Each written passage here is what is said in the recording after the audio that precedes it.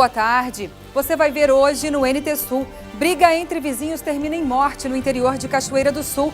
Desavença teria começado por agressão a um cachorro. 300 pessoas participam do encontro Inclusão, Acesso, Permanência e Qualidade. Nossa equipe conversa com a diretora de Políticas de Educação do MEC, Cláudia Pereira Dutra. Hospital de Caridade e Beneficência corre risco de restringir atendimentos ou fechar serviços. O alerta é do administrador do HCB, Luciano Morschel. E na última reportagem da série sobre a Fazenda Tafona, vamos mostrar o engenho de farinha, que está em seu lugar original há mais de 2 séculos. Ele agora faz parte da história do Rio Grande do Sul. Veja também as manchetes do jornal O Correio desta terça-feira. Começaram ontem as obras das novas salas da UFSM, que estão sendo feitas no prédio da UERGS. A construção consiste em 7 salas que devem abrigar 190 alunos que ingressam no segundo semestre na universidade. A previsão é de que a obra seja concluída até julho. Uma briga entre vizinhos resultou numa morte na tarde desta segunda-feira na localidade de Forqueta, no interior de Cachoeira do Sul. José Orsi Moraes dos Santos, 66 anos, foi assassinado a golpes de faca. O suspeito, Virley Alves José, 44 anos, foi preso em flagrante pela Brigada Militar. Segundo a polícia, os dois tinham uma rixa antiga. Técnicos do Ministério de Minas e Energia informaram ontem, em Brasília, durante reunião com o prefeito Neyron Viegas e assessoria do deputado federal Henrique Fontana, que o parecer favorável ao projeto básico da Todeschini de acesso à rede de energia da Eletrosul foi concluído. De acordo com Neyron, a minuta da portaria deve ser publicada nos próximos dias no Diário Oficial da União. As revendas de automóveis de Porto Alegre já foram notificadas pelo PROCON nesta semana por descumprirem a nova lei que exige o repasse de informações ao cliente sobre custos e multas dos veículos. Na capital, o Programa de Proteção e Defesa do Consumidor está fiscalizando as mudanças que entraram em vigor na segunda-feira. As regras valem para todo o país a partir de hoje. Além do preço e das características, o consumidor deve ser informado sobre todos os custos envolvidos na compra e ainda a situação de regularidade do veículo. As informações devem estar visíveis no automóvel e também no contrato de compra e venda. O consumidor ele vai ter a garantia de que o lojista vai lhe informar quanto ele vai pagar de IPVA, quanto ele vai pagar de taxa de licenciamento, a transferência desse veículo para o seu nome, se tem alguma multa vencida e até resguarda o fornecedor e o consumidor quanto à origem do carro. Se ele não é um veículo objeto de furto, se ele não está clonado, se não tem chassi adulterado. Os fiscais do PROCON de Porto Alegre elegeram algumas revendas para uma amostra aleatória. Há 15 dias, os sindicatos que representam os estabelecimentos foram notificados para conhecerem as mudanças. O PROCON ele tem adotado a postura de fazer primeiro uma ação de orientação. Há 15 dias atrás, nós notificamos os sindicatos que congregam as revendas e as concessionárias, informando da vigência da lei a partir do dia de hoje. E nós vamos estabelecer, por essa semana, ações de fiscalização de orientação aos lojistas. Esta revenda foi notificada e tem prazo de 10 dias para colocar todas as informações obrigatórias na placa. O proprietário não sabia da mudança, mas aprovou as exigências. É importante que o cliente saiba o que está comprando e o que vai acontecer com o custo do carro até chegar no nome dele. O Hospital de Caridade e Beneficência de Cachoeira do Sul corre risco de restringir atendimento ou até mesmo fechar os serviços. Esse foi o principal alerta feito ontem pelo administrador do HCB, Luciano Morschel, na tribuna popular da Câmara de Vereadores. O hospital tem a receber do governo do estado R$ 2.400.000 referente a 2014. Em 2015, há um corte de custeio de R$ 2.500.000 por parte do governo do estado. Essa verba compensava a defasagem da tabela do SUS. A falta desse recurso poderá impactar diretamente nos atendimentos. E dessa maneira, então, a gente coloca essa situação do hospital, que ainda não chegou a restringir atendimentos, nem fechar serviços, mas nos próximos meses, se não houver reversão desse cenário, não tem como garantir que isso não aconteça, assim como os outros lugares também que isso está sendo falado. Luciano, o senhor apresentou um cenário preocupante, né, como já havia sido destacado em outros momentos, inclusive em protestos em Porto Alegre, em diálogos com o governo, no abraço ao HCB. Agora, o cenário E, ou a quinta e última hipótese do hospital, que seria cortar atendimentos ou restringir alguns atendimentos e serviços do hospital. Quanto tempo que o hospital conseguiria sobreviver sem chegar a essa atitude drástica? Nós somos bastante preocupados porque realmente essa situação não está sendo revertida. Algumas semanas já, alguns meses, nós temos alertado disso. A Federação dos Hospitais Filantrópicos representa todo o conjunto das Santas Casas e Hospitais Filantrópicos do Rio Grande do Sul. Não tem tido êxito junto ao governo estadual para reverter essa situação. E o tempo está passando e as dificuldades vêm aumentando dia a dia. Nós nunca deixamos claro realmente quando que esses cortes podem acontecer, porque nós estamos tomando todas as medidas possíveis e que podem ser feitas nesse momento para não acontecer esse corte de serviços ou restrição de atendimentos. Mas a gente realmente sabe que se no curto prazo e o médio prazo não for revertido, a gente não vai ter outra opção, né, por falta realmente de condições de manter aquela estrutura toda funcionando. É difícil precisar o período que a gente vai conseguir suportar, mas realmente, nesse ano aqui, esse cenário deve ser revertido, porque na virada do ano, com certeza, alguma consequência é inevitável que venha acontecer com a comunidade. Agora, em relação à sua presença aqui na Câmara de Vereadores, essa explanação para os vereadores de Cachoeira, qual que é a sua esperança em relação aos representantes públicos, né, prefeito, vereadores ou outros entes aqui de Cachoeira do Sul, em relação a uma pressão ou influência nesse processo para que o HCB viesse a receber os recursos? Nós estamos nesse momento buscando de todas as formas possíveis e imaginárias reverter essa situação. É claro que dentro desse contexto democrático de escolha das nossas lideranças, hoje nós queremos que realmente a saúde seja eleita como uma prioridade junto ao Estado. Se não for, a gente sabe das necessidades, as dificuldades financeiras do Estado, se não for a prioridade, quem sabe a prioridade das prioridades, para que realmente a gente não tenha que chegar a esse ponto, não só o Hospital de Cachoeira, mas como toda a rede hospitalar filantrópica, pelo corte de serviços. Então a gente sempre espera que haja, dentro dessa classe política que hoje nós elegemos, que haja essa consciência, então que a situação seja revertida, colocando saúde realmente como uma prioridade. Agora, alguns hospitais do Rio Grande do Sul receberam repasses, receberam verbas. Qual que é o critério que o governo tem utilizado para fazer esses pagamentos? Ou as verbas atrasadas não estão sendo pagas para ninguém nesse momento? Na verdade é bom que a gente esclareça que são dois pontos importantes. Primeiro é a dívida de 2014, que entrou naquele decreto de 6 meses, não será pago ninguém, e o corte de recursos de 2015, que afetou toda a rede hospitalar filantrópica. Então, os repasses não são dessas duas rubricas, de atraso de 2014, nem o OSP de 2015, que foram as verbas cortadas da saúde. São outros repasses que já eram normais, eram de contratos já contratuais, e que não são esses dois repasses que nós estamos colocando, que é a dívida de 2014 e o corte de OSP de 2015, não estão sendo pagos para nenhum hospital filantrópico. Ok. Bom, um outro assunto que o senhor também destacou foi a questão da UPA, do atendimento básico, né, e que isso termina impactando pela falta, quem sabe, do atendimento, a população vai terminar indo até a emergência, não é, do hospital. O senhor acredita que esses atendimentos são crescentes? Como é que o senhor avalia essa situação aqui de Cachoeira pela falta da UPA e sem a previsão, né, até este momento, né, de abertura dessa unidade? Nós colocamos o custeio da rede básica, usamos como exemplo a UPA, como dos problemas que está acontecendo devido ao corte de recursos também para as prefeituras. Então, a saúde básica também está sofrendo com a falta de repasse. A exemplo da UPA, que não houve, hoje existe em Cachoeira do Sul uma estrutura toda pronta, que por não garantia de recurso da parte do Estado não está sendo colocada em funcionamento. E essa era para ser uma solução para desafogar um pouco as urgências e emergências do Hospital de Cachoeira do Sul. Então, é mais um exemplo que a falta de recursos da saúde vai ocasionar mais ampliação de atendimentos no Hospital de Cachoeira do Sul, que já está sobrecarregado e que com o corte de recursos do Estado tendem a piorar ainda mais. Então, a gente vislumbra pela frente, se não houver uma mudança de cenário, realmente um grande caos na saúde pública, desde a saúde básica até a saúde executada por hospitais.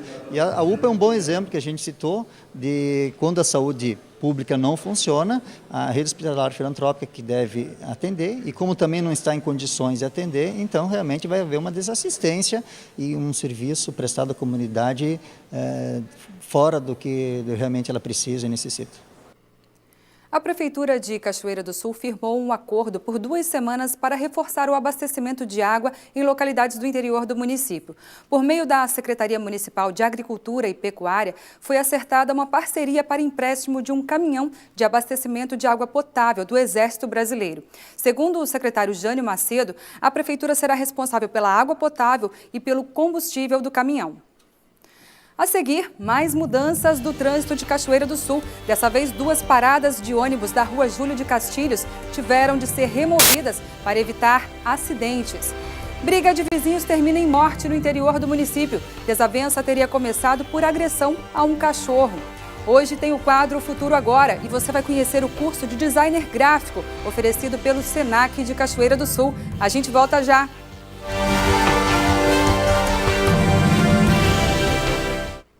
Ei, você aí de casa, você não pode perder o Viaje Comigo dessa semana. Nós vamos conhecer Machu Picchu no Peru, a cidade perdida dos Incas. Confira aí.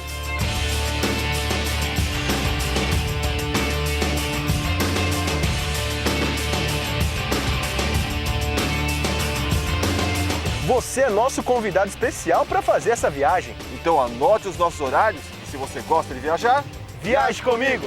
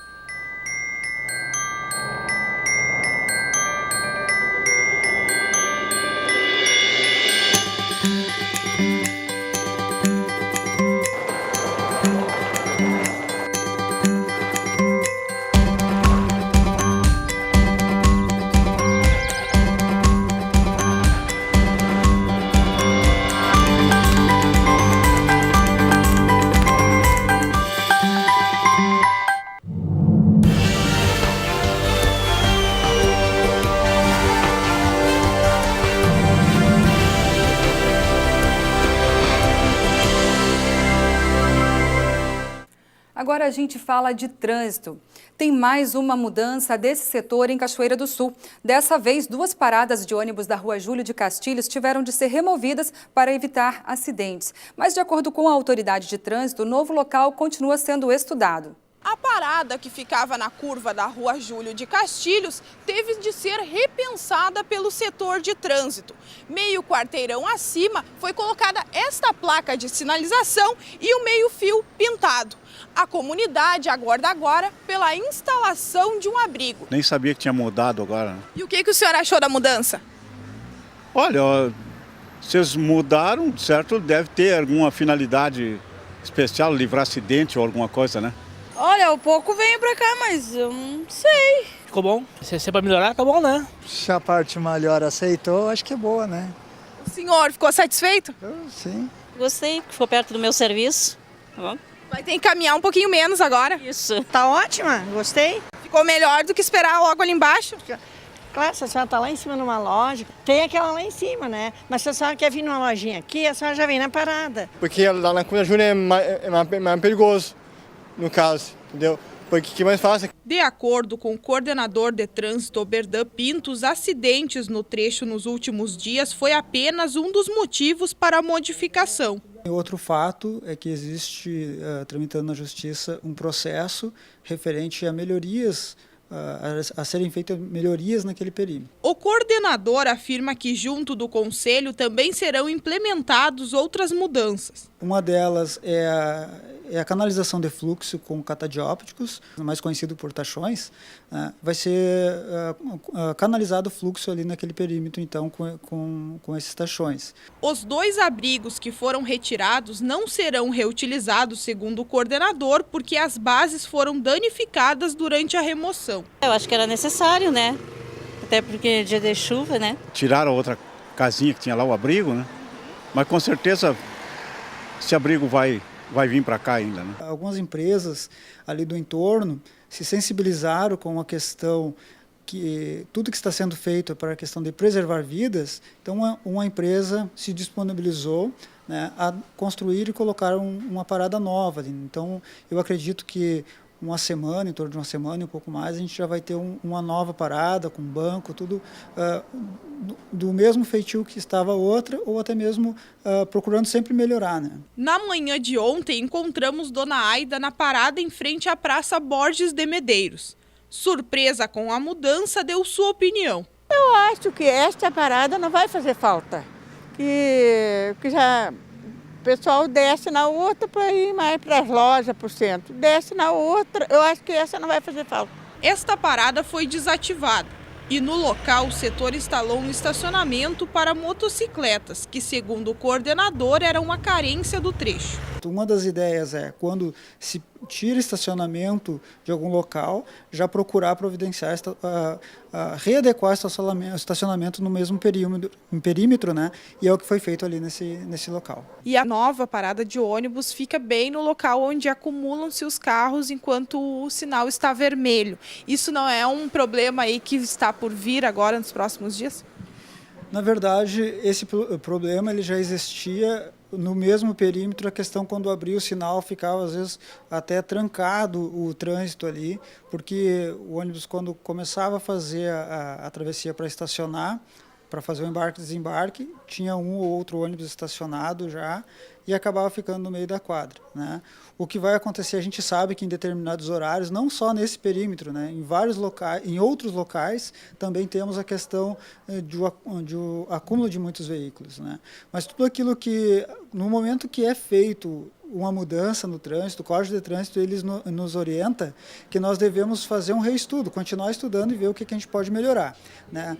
Nesse primeiro momento, nós procuramos já deixar um espaço maior, né, para esta parada de ônibus, né, acreditando que também procuramos não deixar muito próximo ao semáforo. Ele ficou na distância ali de uns 40 metros do semáforo, essa parada, né, já prevendo essa questão, né, do acúmulo de veículos. Mas tudo que for acontecer, tanto da questão do estacionamento do ônibus, para o embarque e desembarque, o estacionamento dos veículos, já está próximo de um semáforo onde é o natural das pessoas diminuírem a velocidade, né? Ao contrário, que quando o sinal está verde, muitas vezes as pessoas acabam acelerando um pouquinho para pegar o sinal verde, né, aberto, para poder fazer a travessia. Então, tudo a gente está contando que tudo que for acontecer vai ser antes do semáforo e refrisando, né? Nós vamos continuar estudando e tudo aquilo que for necessário para trazer proteção para as pessoas, o setor de trânsito vai procurar estar fazendo.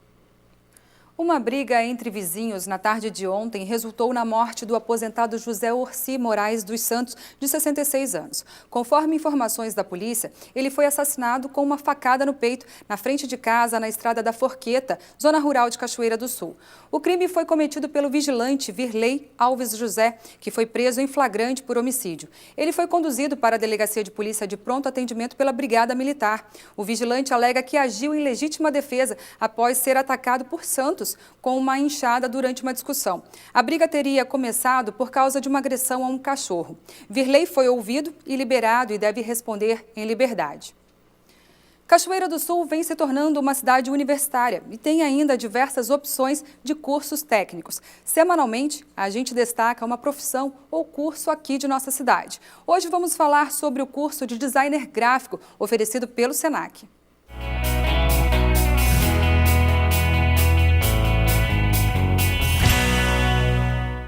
Boa tarde, meu nome é Daniel Garcia e sou docente do Senac Cachoeira do Sul e estou aqui novamente para conversar sobre um curso que está em grande expansão no mercado de trabalho, agora o curso de designer gráfico. O que faz um designer gráfico? Ele é o profissional responsável pelos projetos gráficos de uma empresa, como publicações, anúncios, vinhetas de TV e criação visual para a internet.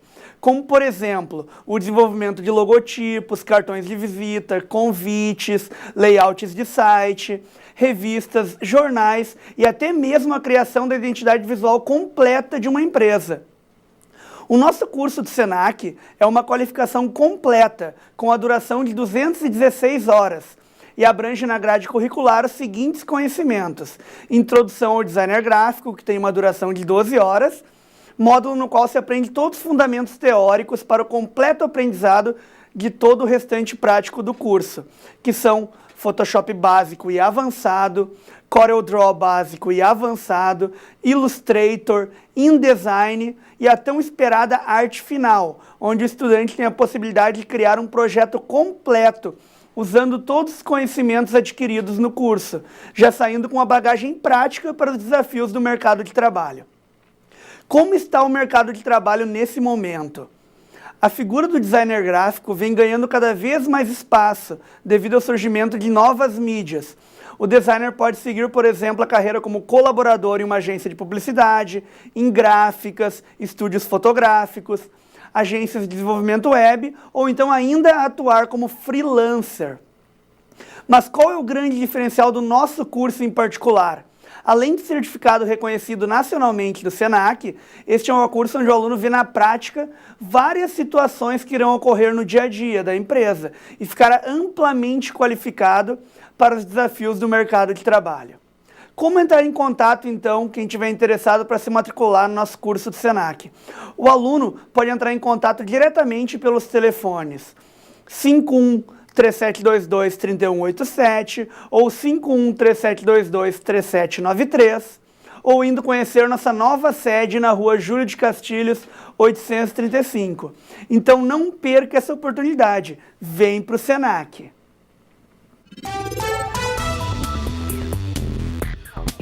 Tempo nublado em Cachoeira do Sul. A mínima registrada foi de 18 graus e a máxima deve chegar aos 21 no período da tarde. Quarta-feira com previsão de sol entre nuvens e chuva a qualquer hora. Mínima de 15, máxima de 18 graus. Para quinta-feira, a meteorologia também indica tempo instável. Mínima de 14, máxima de 17 graus. E vamos ver como fica o tempo hoje em todo o estado gaúcho. Tempo instável com muita nebulosidade em quase todas as regiões. Há previsão de chuva para diversas áreas, principalmente na metade norte. Já as temperaturas ficam amenas no decorrer do dia, com mínimas em torno dos 8 graus na Serra. Confira agora as máximas para esta terça-feira. Em Uruguaiana, na fronteira oeste, 23 graus. Para a capital, Porto Alegre, 21. Em Passo Fundo, no norte do estado, também 21. Em Santa Maria, na região central, 20 graus. Para o litoral norte, Capão da Canoa e Tramandaí, 22 graus. Em Pelotas e Rio Grande, no sul do estado, 21 graus. Veja depois do intervalo aqui no NT Sul. Projeto básico da Todeschini de acesso à rede de energia da Eletrosul foi concluído. Técnicos do Ministério de Minas e Energia dão parecer favorável à necessidade da empresa gaúcha. E acidente provoca morte na BR-290 em Cachoeira do Sul. E mesmo com a alta tecnologia, livros de colorir para adultos são líderes de vendas nas livrarias de Porto Alegre. Nós voltamos em instantes.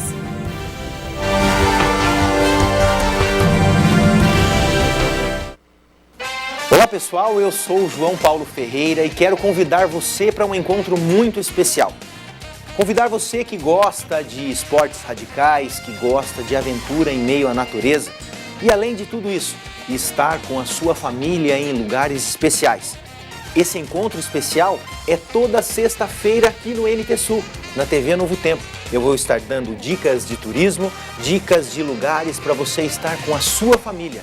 O nosso encontro toda sexta-feira aqui no NT Sul, a partir do meio-dia. Aproveite e divirta-se!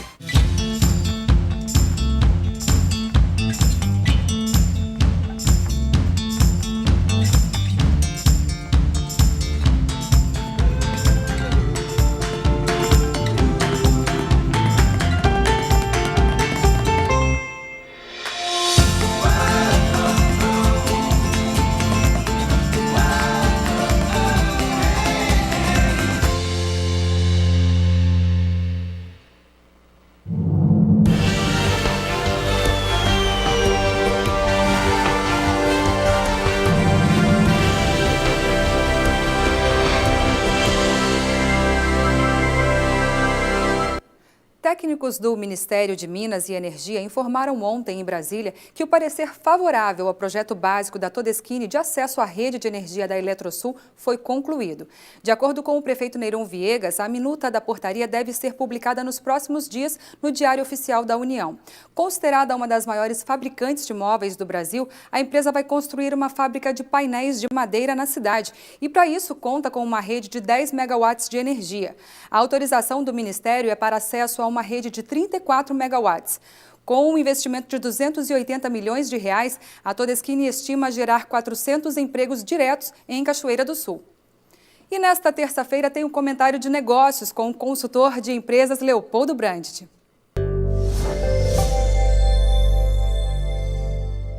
Boa tarde, pessoal. Boa tarde, Darcy. Dando continuidade ao assunto que estávamos falando na semana passada sobre os 4 P's de marketing, nós vamos hoje falar sobre promoção. Essa bendita palavra que cada vez mais vai entrar nas nossas mentes, mente de todo empresário, promoções. Por quê? Porque em épocas e tempos difíceis, o que se faz? Promover. Mas para nós podermos começar a promover, nós temos que pensar o seguinte: promoção, temos que pensar não somente na ideia da promoção de preço, mas sim na promoção de um bem, de um produto. Remover esse produto, levantar esse produto, tirar ele de onde que está e botar ele para algum lugar. A promoção é o ato de tu realmente alavancar um produto. E essas promoções, gente, elas têm basicamente uma finalidade. A promoção é a semeadura, enquanto que a venda é a colheita. A promoção, pessoal, ela tem o ato de abrir um negócio e a venda de fechar esse negócio. Então, quando se pensa em promoção, nós temos que pensar sempre na seguinte sequência: a promoção ela precisa atrair o público, eu preciso vender o público para esse público e preciso manter e também revender novamente. A promoção ela não é somente o ato de preço, e sim de diversificação de produtos que eu posso usar. E um dos grandes problemas de todas as promoções que a gente já viu por aí e que se vê bastante, uma delas é a falta de planejamento. Ou seja, a maioria do empresário, quando está com algum problema, está faltando dinheiro no caixa, a primeira coisa que ele faz é pensar numa promoção e uma promoção de preço. E aí desvirtua muitas vezes aquilo que eu quero fazer. Eu nem sequer traço realmente o meu objetivo. E outro detalhe, quanto mais eu planejar, menor será meu índice de problemas que eu posso ter durante a promoção. Ou seja, eu preciso ter o planejamento dessa promoção. A promoção não é simplesmente dizer assim, ó, baixa o preço de tanto para tanto, dá 50% de desconto, sei lá, faz isso, aquilo. Não. Uma promoção precisa ser planejada. E para vocês terem uma noção, o planejamento de uma promoção hoje, ela passa por 12 etapas que eu tenho que fazer. Vamos ver quais são essas etapas. Primeiro, quem é seu público-alvo e o que pode interessar a ele? Essa é a primeira etapa. Quem é seu público-alvo? Segundo, o que será feito? O que eu vou fazer nessa promoção? Que tipo de situação eu vou fazer? Leve 3, pague 2, ou na compra de um produto ganhe um brinde, eu ganhe cupom. O que será feito nessa promoção? Terceiro, eu tenho que ter objetivos, ou seja, quanto que eu pretendo alcançar em vendas, quanto que precisa ser vendido em estoque, o que realmente eu preciso fazer dentro disso. Eu preciso traçar esses objetivos para poder montar o planejamento da minha promoção. O que eu quero chegar no final. Depois, gente, de eu ter meus objetivos, eu tenho que ter as datas de início e término. A promoção, ela tem que começar e terminar num determinado período. Ela não pode ser uma promoção que se extingue por muito tempo. Promoção que se extingue por muito tempo acaba caindo no cansaço do público. O pessoal não nota mais como promoção. Então eu tenho que pensar essa promoção e automaticamente terminar com ela ao mesmo tempo. Também tenho que pensar nos produtos que entrarão na promoção. Eu não posso simplesmente pegar e botar todas as coisas que eu tenho. Eu tenho que ter produtos que realmente vão estar na promoção e produtos não. Produtos que realmente vão estar sendo talvez usados como um objetivo de chamariz ou coisa parecida. Então, eu tenho que pensar nos produtos. E também, se eu pensar nesses produtos, eu tenho que saber quantos produtos desses serão comprados e a quantidade que eu preciso. Porque fazer uma promoção e ela acabar em seguida também causa um problema muito grande junto ao nosso cliente. Então eu tenho que ter certeza de que eu tenho quantidade suficiente e que se eu não preciso comprar mais delas. Outro passo, preços que serão praticados. Quais os preços que eu vou fazer na promoção? Esses preços têm que ser padronizados em toda a empresa e todo mundo dentro da empresa tem que saber. Depois, qual o local de exposição? Será que a promoção ela tem que ficar somente num canto? Ela vai ficar na loja inteira? Ela vai ficar exposta em que lugar? Qual o local da promoção dentro do meu estabelecimento? Depois, gente, produtos que serão expostos próximos. O que se faz? Se eu estou promovendo algum produto, será que eu não tenho como colocar perto desses produtos que estão sendo promovidos, produtos que me causam o que? A venda agregada, que vão aumentar o meu ticket médio? Quer dizer, produtos que podem complementar aqueles ali, que na hora da compra o cliente pode lembrar. Então, esta é uma situação que eu tenho que lembrar. Dentro disso, gente, eu tenho que pensar também na outra situação, que é quais os materiais que eu vou usar para divulgação. Ou seja, que meios eu vou usar, se eu vou usar mídia de TV, rádio, jornal, se eu vou usar folder, panfletos, revistas, enfim. Quais os materiais que eu vou fazer para divulgação e quais os materiais que serão utilizados dentro da loja. Depois, gente, a outra parte de um planejamento é a orientação a todos os funcionários. Todos os funcionários têm que saber de toda a promoção na ponta da língua. O que ocorre muito? Tu entra em uma loja que está em promoção e muitas vezes o funcionário tem que ir para o computador para descobrir a promoção. Isto causa uma impressão muito mal ao cliente. E por último, gente, depois de eu fazer todo esse planejamento, eu tenho que fazer uma avaliação dos resultados. Por que essa avaliação dos resultados? Para saber se realmente eu atingi os objetivos, se realmente a promoção fez aquilo que eu queria que fizesse, se para o ano que vem eu volto com essa promoção, se ela deu certo eu posso voltar a ela, se ela deu errado, no que ela deu errado, eu tenho que fazer a avaliação desses resultados. Neste ponto último é onde que há o maior índice de pecados cometidos, ou seja, faça-se a promoção e depois não se avalia se deu ou não deu resultado. A avaliação desses resultados passa para a ideia da axiologia. Ah, eu acho que vendei bem, eu acho que deu certo, eu acho que o pessoal procurou, eu acho que o pessoal ficou. Entra numa teoria da axiologia e acaba, na verdade, se perdendo e nem sabendo se futuramente essa promoção pode voltar de novo ou ela vai ficar totalmente fora. Por hoje era isso, pessoal. Até a próxima semana. Obrigada, Leopoldo. Até semana que vem.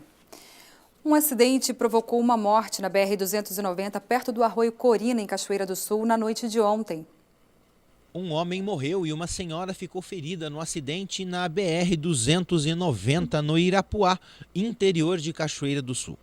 O carro em que estavam ficou desgovernado e saiu da pista, caindo dentro de uma sanga no quilômetro 291. O veículo caiu em um local de difícil acesso. Do acostamento da rodovia não era possível enxergar o automóvel, que caiu em um barranco com aproximadamente 12 metros de altura no meio da mata fechada. O automóvel passou sobre as árvores e assim não chegou a abrir uma clareira na mata. O agricultor Cassiano Chaves Pereira estava em casa quando escutou a freada no asfalto e um estrondo. Ele saiu para a estrada para verificar o que havia ocorrido. Quando estava quase desistindo da busca, Pereira escutou uma voz de uma mulher que pedia por socorro, implorando para que não a deixassem morrer. Ele desceu pelo barranco e se deparou com o carro dentro da sanga, que tem uma profundidade de 1,20 m. A água estava no pescoço dela, mas sozinho ele não tinha como socorrer. O agricultor então pediu ajuda para alguns amigos. Eles usaram uma faca para cortar o cinto de segurança e resgataram Neida Maria Rodrigues Armando, de 83 anos. Os anjos da guarda do Corpo de Bombeiros chegaram e foi usada uma maca rígida para imobilizar a vítima. Com a roupa toda encharcada, Neida foi conduzida para a emergência do Hospital de Caridade e Beneficência. Até a manhã de hoje, Neida permanecia hospitalizada, mas seu estado é estável. Já o motorista do veículo, Rubens José da Silva Araújo, de 66 anos, residente de Santa Maria, morreu no local. Os livros de colorir para adultos já são os líderes de venda nas livrarias da capital gaúcha. O despertar de talentos artísticos e o relaxamento são algumas das sensações descritas por quem aderiu a esta nova onda. Veja na reportagem. Uma experiência, assim, A psicóloga Arlete Xavier adotou o hábito de colorir há cerca de 3 anos, quando a atividade ainda não era muito difundida. De lá para cá, foram várias horas de diversão e muitos livros coloridos. Ela afirma que não há comprovação científica, mas a prática mostra que colorir os desenhos tem sim um efeito relaxante. Qualquer atividade que tu te desligue das outras coisas do teu dia a dia, que tu consegue te envolver com ela vai te relaxar, né? De alguma maneira, tu vai ficar mais tranquila. E se tu começar a usar isso como um exercício, mais ou menos diário, se isso te interessar, então acho que aí tu tem possibilidades de estar mais relaxada no teu dia a dia, né? Nessa livraria, os livros de colorir lideram as vendas. A procura pelos livros tem aumentado nos últimos 2 meses. Rapidamente, várias publicações surgiram. Atualmente, são mais de 30 títulos e várias revistas. Eles suprem uma carência artística da população, né? Muitas vezes as pessoas acreditam que extravasar o seu talento artístico está necessariamente relacionado com saber desenhar. E daí isso supre essa carência, porque já vem desenhado por um artista plástico, né? E daí a pessoa só colore, e daí que é muito mais acessível para grande parte da população, né? Mesmo sem um público específico, as vendas mostram que mulheres adultas são as grandes consumidoras. Eu acho que a gente pintava quando era criança, né? E essa onda agora que chegou para a gente resgatar um pouquinho da infância da gente. O preço dos livros para colorir varia entre R$10 e R$50. Em instantes, no NT Sul, 300 pessoas participam do encontro Inclusão, Acesso, Permanência e Qualidade. Nossa equipe conversa com a diretora de Políticas de Educação em Direitos e Cidadania do MEC, Cláudia Pereira Dutra. E ainda, na última reportagem da série sobre a Fazenda Tafona, vamos mostrar o engenho de farinha, que está em seu lugar original há mais de 2 séculos. Ele era parte fundamental da vida e da economia dos antigos moradores e agora da história do Rio Grande do Sul. Nós voltamos em 1 minuto.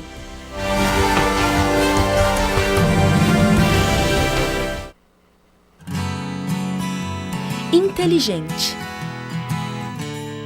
livre, singular, vivo, criativo, amoroso, cuidadoso. Você, a imagem e semelhança de Deus.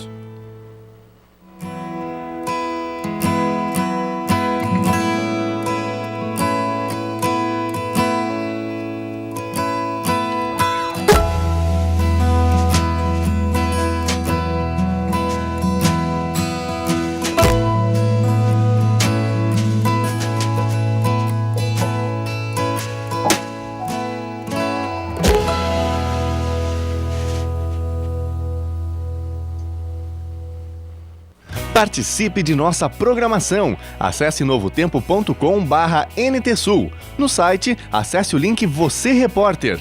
Preencha com seus dados e envie sua sugestão de reportagem ou pergunta para os nossos comentaristas. novotempo.com/NTSul.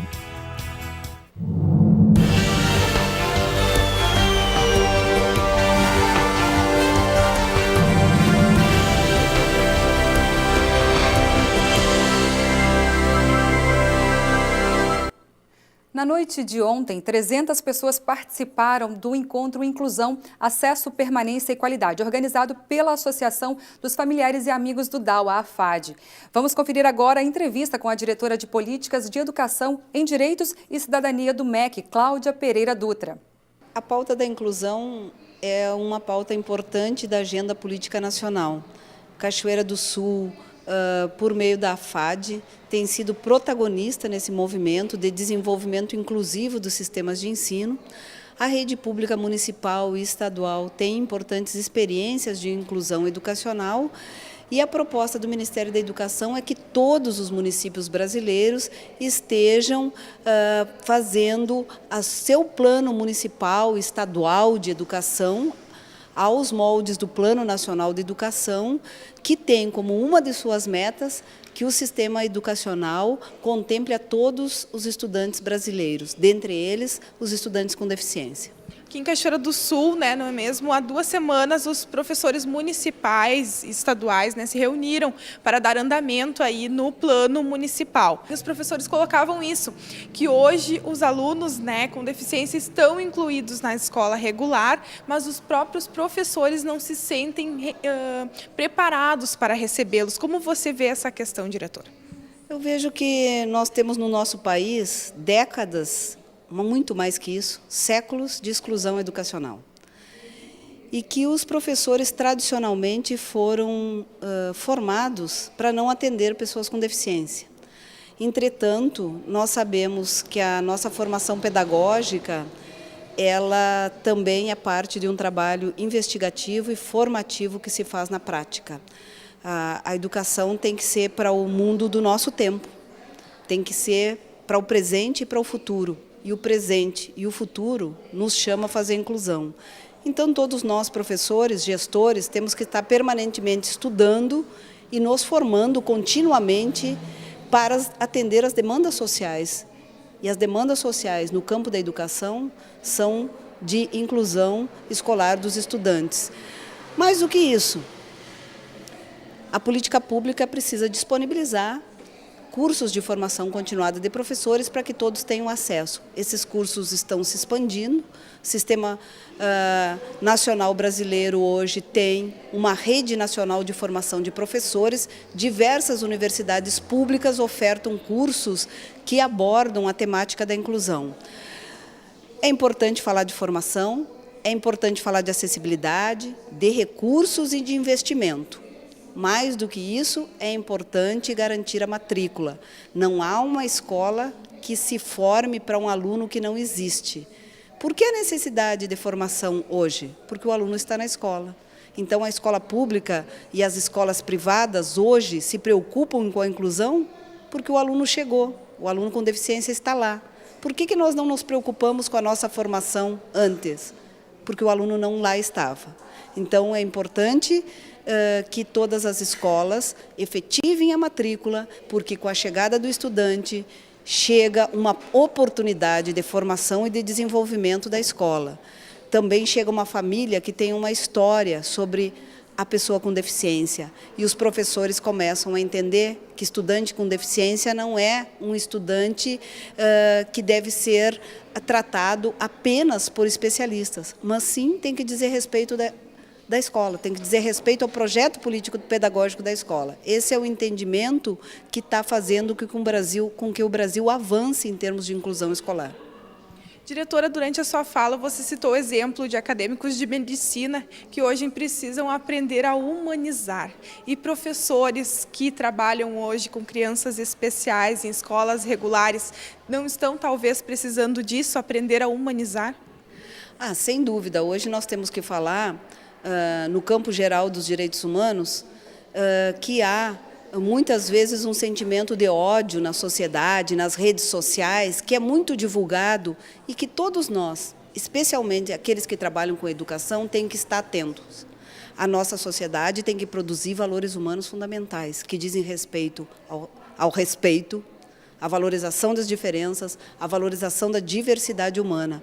A Convenção Mundial dos Direitos da Pessoa com Deficiência coloca que a deficiência é parte da diversidade humana, ou seja, historicamente nós aprendemos que deficiência era problema, que deficiência era tragédia. Não, a deficiência é parte da diversidade humana, tem que ser tratada com respeito e tem que ser assegurado as medidas de apoio necessário para que todos estejam convivendo no espaço comum da sociedade.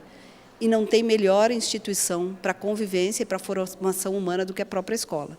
Então, a escola cresce, se promove, se desenvolve com a presença de pessoas com deficiência.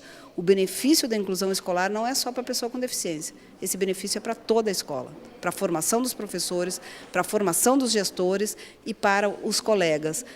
Um colega que vai ser médico um dia, se ele conviveu com um colega que tem deficiência, com certeza ele será um melhor médico. Eu costumo sempre falar, quando trabalho esse aspecto, essa pauta, que pessoas que têm filhos especiais são porque são preparadas a receber e educar, não é mesmo? Porque a educação de crianças especiais não deve ficar apenas na escola, deve estar no dia a dia em casa. É quando a antiga política costumava admitir que alguns estudantes com deficiência não fossem à escola, nós questionávamos: por que recusar a matrícula de um estudante com deficiência? Pai e mãe não recusam um filho com deficiência. Pai e mãe não recebem cursinho de como ter um bebê ou uma criança com deficiência. A convivência, a política da saúde, a política da assistência, a política dos direitos humanos, a política do trabalho, todas elas juntas podem trazer elementos fundamentais que as pessoas com deficiência precisam para ter uma vida plenamente inclusiva. Então, a educação, desde a educação infantil, passando pelo ensino fundamental, o ensino médio, até a universidade, todos eles têm que ter como propósito assegurar o sistema educacional inclusivo. A formação na família é fundamental, ou seja, o início de tudo está na inclusão na família. A pessoa incluída na família, ela terá, com certeza, todo o apoio da própria família para ser incluída na escola. Eu apresentei aqui um gráfico que mostra que o país, nessa última década, passou de 13% de inclusão para 79% de inclusão. E colocamos aqui para os professores que essa é uma conquista que não é apenas uma conquista do Ministério da Educação, que está na coordenação nacional da política. É uma conquista dos estados, dos municípios, das escolas, dos professores da sala de aula e principalmente das famílias e das próprias pessoas com deficiência que também participam ativamente da conquista dos direitos. A criança, né, que está incluída hoje numa escola regular, ela ganha, mas eu acredito que os colegas ditos normais pela sociedade acabam ganhando muito mais, não é mesmo, diretora?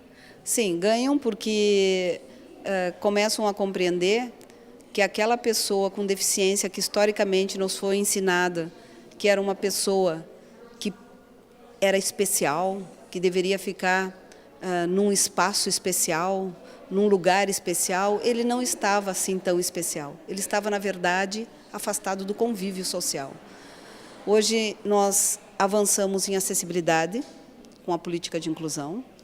Nós tínhamos uma escola pública brasileira que tinha apenas 4% de inclusão e nessa última década avançou muito em recursos e investimento em acessibilidade física, em acessibilidade pedagógica, em livros digitais acessíveis. Hoje nós temos cursos de graduação para professores formados em letras e língua brasileira de sinais, tradutores e intérpretes com graduação. Então, tudo isso existe por quê? Tudo isso existe porque é uma demanda social que requer políticas efetivas que promovam a inclusão. Então, quem ganha? Ganham todos. Ganha a política pública, ganham os profissionais da educação que têm oportunidades formativas, ganham as famílias que veem seus filhos nos espaços com os demais sujeitos e as pessoas sem deficiência ganham em ter o convívio com pessoas com deficiência, entendendo que essas pessoas elas não representam uma tragédia social. Elas representam a diversidade humana que tem que fazer parte da nossa riqueza enquanto ser humano. Obrigada pelas informações, então, diretora. Obrigada. Darcy, voltamos ao estúdio. Tá certo, obrigada, Gabriela. E na edição de amanhã nós vamos mostrar para você uma reportagem completa sobre este encontro de inclusão. É a partir do meio-dia aqui no NT Sul. Não perca! Na semana passada, nós começamos uma série de reportagens sobre a Fazenda Tafona. O local ainda preserva características da colonização portuguesa do início do século XIX e já é patrimônio tombado de Cachoeira do Sul. Está em processo de tombamento também pelo estado do Rio Grande do Sul. Na última reportagem da série, vamos mostrar o engenho de farinha, que está em seu lugar original há mais de 2 séculos e era parte fundamental da vida e da economia dos moradores da época. Conforme nós falamos ontem, a segunda parte da nossa reportagem aqui na Fazenda Tafona vai mostrar, na verdade, o ambiente que deu origem ao nome da fazenda. E eu vou contar aqui com a ajuda do Marco para que ele explicasse para a gente como é que funcionava a fábrica de farinha, os processos na sequência, como é que se dava a produção. Você estava me falando que era fabricado farinha de mandioca, não é isso? Aonde iniciava e como é que era o processo de produção? Bem, a colheita da mandioca chegava aqui a Tafona, né? E ela vinha basicamente em algum lugar aqui, ela era descascada, né? Antes de chegar nesse ralador. Então, um processo interessante para descascar a mandioca é que existiam trabalhadores que chamavam o trabalhador com a mão limpa e trabalhador com a mão suja. O primeiro trabalhador pega a mandioca e descasca um lado, né? E aí passa para o segundo trabalhador, provavelmente escravo, né? E ele pegava a parte limpa para não sujar a mandioca e descascava o outro lado. Assim não sujava, né, a mandioca. Então, a mandioca chega aqui nesse ralador, né? Ela é ralada nesse ralador e acumulada nessa caixa, né? Essa caixa original, inclusive, né? Bueno, ela armazenada aqui, era trazida para essa prensa, né? Ela era prensada, né, aqui, e por esses rasgos que tem na madeira, corria o suco da mandioca, né? E do suco da mandioca era processado o polvilho, daí era levado para a rua, colocado no sol, de onde se extraía o polvilho. A massa da mandioca era levada para esse recipiente, né? Onde tem essas pás, isso aqui é um forno aqui de baixo, né? E com o fogo, a farinha, né, era movimentada com essas pás. Ao final, se tem a farinha de mandioca, né, que é a farinha processada. Depois de seca, né, e torrada, ela vira a farinha de mandioca. E essa farinha de mandioca era comercializada. E todo esse processo aqui, você estava me contando, além dos escravos, os mecanismos, eles eram todos movimentados por bois. Sim, é movimentado por boi. Inclusive, você pode, se você conseguir ver ali, ó, aquele objeto lá, ó, colocado naquele buraco lá, daquela engrenagem, e movimentado por boi ao redor, né, e que faz com que movimente todo esse processo, dos dois lados, naquele mecanismo e nesse outro mecanismo aqui de torrar a farinha também. Esse ambiente aqui é um ambiente todo original, tanto na conservação das madeiras e dos instrumentos da época, né? Eu quero te perguntar, Marco, vocês têm registro, na verdade, de quantas pessoas trabalhavam aqui? E com relação aos números da produção, vocês têm algum registro sobre isso? Não, os registros que a gente tem, eles não dão conta da quantidade que era produzida, né? Mas dão conta do que se produzia, né? E também a gente está sendo feito algumas pesquisas no sentido de verificar assim, ó, quantas pessoas, quantas famílias, né, trabalharam aqui, né? Tem alguns historiadores lá de Santa Maria que estão fazendo essa pesquisa desses documentos históricos que tem a respeito do trabalho escravo que acontecia aqui na Tafona. Existe algum registro de até que data tudo isso aqui funcionou? Bom, imagina-se que tenha começado a funcionar no início de 1800, né? E talvez tenha terminado após a abolição da escravatura ou início de 1900. Esses são os dados que a gente tem. nesse período do final da fábrica, vocês têm algum registro de quem é que tomava conta disso aqui? Até porque após o período do término, então, da escravidão, alguém teve que continuar, né? Tocando a fábrica e movimentando tudo isso aqui. Vocês têm algum registro disso ou não? A gente sabe que à época o proprietário da fazenda chamava-se José Sebastião Vieira da Cunha, né? À época ele não se sabe muito bem o que ele fez após, né? Se foi ele que encerrou as atividades, isso a gente não sabe ainda. Mas certamente era ele que tomava conta, né? E eu acho que a questão econômica se voltou mais para gado, mais para plantação, arroz. Nessa época começa o plantio do arroz, né? Então eu acho que essa questão econômica se voltou para isso e aos poucos foi se encerrando essa atividade de fabricação de farinha. A principal atividade da fazenda era, na verdade, o beneficiamento da mandioca ou alguma outra atividade se fazia? Inicialmente, imagino que com a colonização do Rio Grande do Sul, gado principalmente, depois farinha, né? E depois eu acho que entra nessa questão daí de agricultura, né? Daí entra pro arroz, né? Entra pro trigo. Imagino que siga essa sequência econômica. Marco, eu queria agradecer você por esse passeio que nós demos na história, não só do Brasil, como do Rio Grande do Sul. É o início da cultura de um povo, é o término da cultura, é o término, no caso, de um ciclo de escravidão, né? Você tem aqui dentro da Fazenda Tafona a mescla dessas duas coisas, o encerramento de um ciclo e o início de um outro ciclo. Eu queria agradecer você por abrir as portas, por contar pra gente um pouco dessa história e levar os telespectadores a conhecer, porque muitas vezes a gente mora num lugar e a gente acaba não tendo acesso por desconhecer.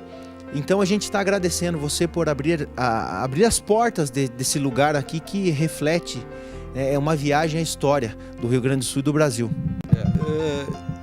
Eu quero dizer para vocês que está aberto para vocês quando vocês quiserem voltar aí. É um prazer enorme a gente poder abrir isso para que as pessoas vejam, né? É muito importante para nós, é um patrimônio histórico importante, né? Reflete aí a história do Rio Grande do Sul, né? E é isso. Serão sempre bem-vindos aqui. Muito obrigada, viu, João Paulo, pela reportagem, por essa série da Fazenda Tafona, e ao Marco e a Marô por ter aberto as portas para a gente e mostrar tanta história naquele lugar. Nosso agradecimento, viu? A gente fica por aqui. Às 7 da noite tem o Jornal da Novo Tempo com informações do Brasil e do mundo, viu? Fica agora com as histórias da Tia Cecel. Uma ótima tarde para você. Tchau!